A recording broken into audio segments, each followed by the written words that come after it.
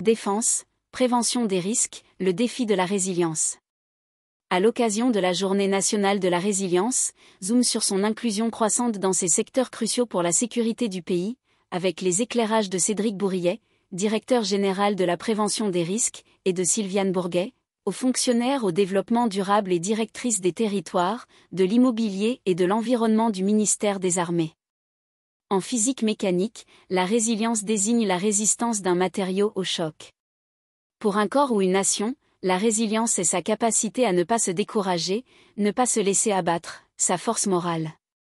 La résilience matérielle constitue le socle de la résilience morale, et les armées sont un pilier de la résilience nationale.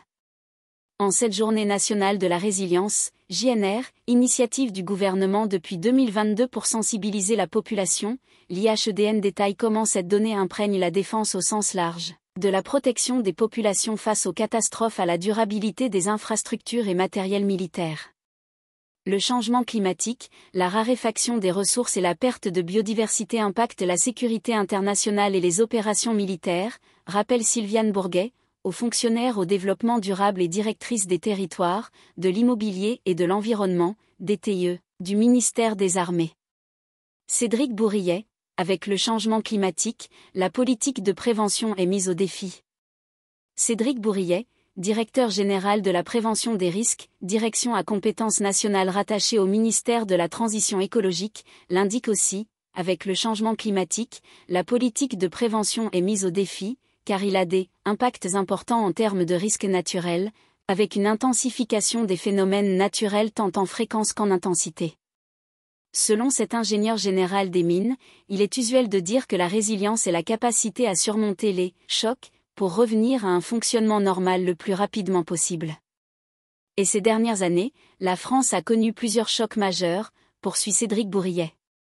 On peut citer à titre d'exemple l'accident d'AZF en 2001, les incendies des sites de Lubrizol et de Normandie Logistique en 2019, la tempête Alex dans les Alpes-Maritimes en 2022, les inondations majeures de l'hiver 2023 à 2024 dans les Hauts-de-France, les cyclones Chido à Mayotte et Garance à La Réunion respectivement fin 2024 et début 2025, ou encore plus récemment l'incendie de Ribaute, Aude, qui avec 11 130 hectares brûlés, une intensité et une rapidité de propagation hors normes, constitue l'un des feux les plus importants de ces 50 dernières années. Certains de ces chocs, naturels et même industriels, sont particulièrement accentués par le changement climatique, ajoute le directeur général de la prévention des risques. Je pense aux incendies, aux submersions marines mais aussi à des risques nouveaux en montagne. Il est aussi source de contraintes plus fortes sur les sites industriels à risque, soit par atteinte des installations par des événements climatiques forts, soit par le stress apporté par exemple par le manque d'eau pour assurer des fonctions de refroidissement ou de sécurité.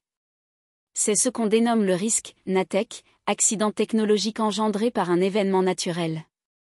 Sylviane Bourguet, la résilience ne doit pas être confondue avec l'autonomie ou l'indépendance. Face au même constat, le ministère des Armées s'est doté d'une stratégie défense durable 2024 à 2030, dont l'objectif est de renforcer la capacité des forces armées à faire face aux défis environnementaux tout en assurant la permanence et la performance de leur mission, explique Sylviane Bourguet. La définition de la résilience en matière de développement durable au ministère est donc de concilier la poursuite des activités opérationnelles et la performance militaire avec la préservation des ressources, notamment énergétiques et environnementales, dans un contexte d'adaptation permanente à des situations de crise. La résilience ne doit ainsi pas être confondue avec l'autonomie ou l'indépendance. Concrètement, le ministère des Armées renforce sa résilience à travers différentes actions, poursuit la haut fonctionnaire au développement durable.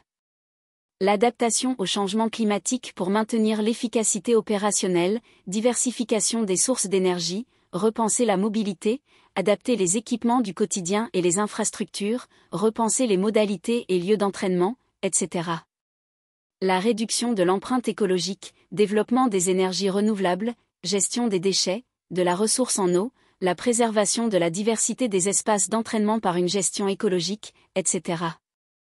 La préparation aux crises environnementales, sécheresse, inondations, etc., pour protéger les personnels et les infrastructures, sensibilisation, exercice, etc. L'intégration de critères durables dans les achats et les constructions, stratégie capacitaire de long terme, par exemple l'hybridation. Et sur ces gigantesques implantations, 275 000 hectares, dont 80% situés en zone à forte valeur écologique, l'armée agit pour préserver la biodiversité.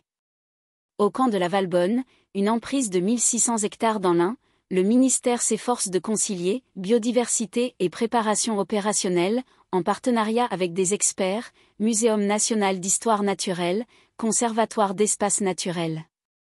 Il contribue ainsi, dans cette zone très prisée des oiseaux migrateurs, à la restauration d'habitats menacés. Cette logique très amont, Cédric Bourrier la retrouve au niveau national pour les infrastructures civiles.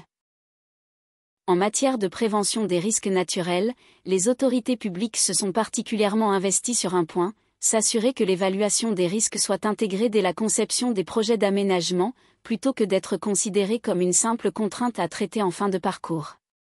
Parallèlement, nous avons œuvré pour réduire la vulnérabilité à toutes les échelles. Nous avons notamment renforcé l'échelle individuelle en développant le concept de « mieux reconstruire après une catastrophe ». À cette fin, nous expérimentons un dispositif qui accorde des aides financières spécifiques aux particuliers et aux petites entreprises, moins de 20 salariés, pour les inciter à mettre en place des protections individuelles efficaces contre les inondations. On l'a vu au MINARM, la préparation et la formation des personnels civils et militaires sont un enjeu clé. Pour Cédric Bourrier, c'est l'ensemble de la population française qu'il s'agit de sensibiliser, dans sa vie privée comme professionnelle, puisque les dommages générés par ces crises rappellent l'importance des démarches de prévention des risques. JNR, 2000 actions de sensibilisation en 2022, 12 000 l'an dernier. Selon le directeur général de la prévention des risques, la résilience s'articule autour d'un continuum d'actions essentielles, allant de l'anticipation à l'apprentissage post-crise. Connaissance des risques pour chaque territoire. Culture du risque, sensibiliser chaque citoyen aux phénomènes naturels et aux accidents industriels, car ils peuvent affecter simultanément un grand nombre d'individus.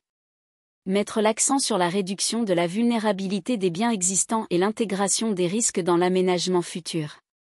Se préparer concrètement à la gestion de crise ainsi qu'au retour à la normale après l'événement. Systématiser le retour d'expérience pour améliorer continuellement les dispositifs de prévention et de gestion. Cédric Bourrier illustre cette logique par un chiffre très parlant. 1 euro investi en prévention via le Fonds de prévention des risques naturels majeurs permet d'éviter 8 euros en dommages, sans compter les vies humaines sauvées qui restent la priorité de notre politique publique. L'initiative la plus grand public en matière de sensibilisation à la résilience demeure bien sur cette JNR annuelle.